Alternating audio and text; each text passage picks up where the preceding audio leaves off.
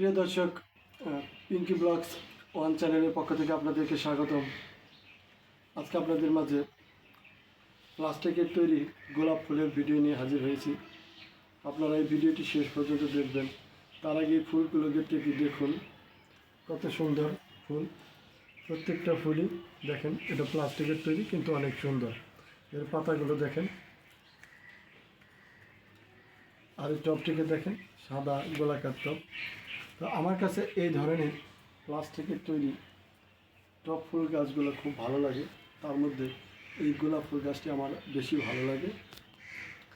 আপনাদের কাছে এই গোলাপ ফুল গাছটি প্লাস্টিকের তৈরি কেমন লাগলো? যদি ভালো লাগে তাহলে ভিডিওতে একটি লাইক দিয়ে চ্যানেলটি সাবস্ক্রাইব করে দেবেন। আপনাদের চাইলে কিন্তু আপনারাও খুব সহজেই এই ধরনের প্লাস্টিকের টব ফুল দিয়ে ঘর সাজাতে পারেন। এই ধরনের টব ফুল দিয়ে ঘর সাজালে কেবল কোনো অল্প জায়গায় সাজানো যায়, এর জন্য ঘরের কোনো আলাদা জায়গার প্রয়োজন পড়ে না।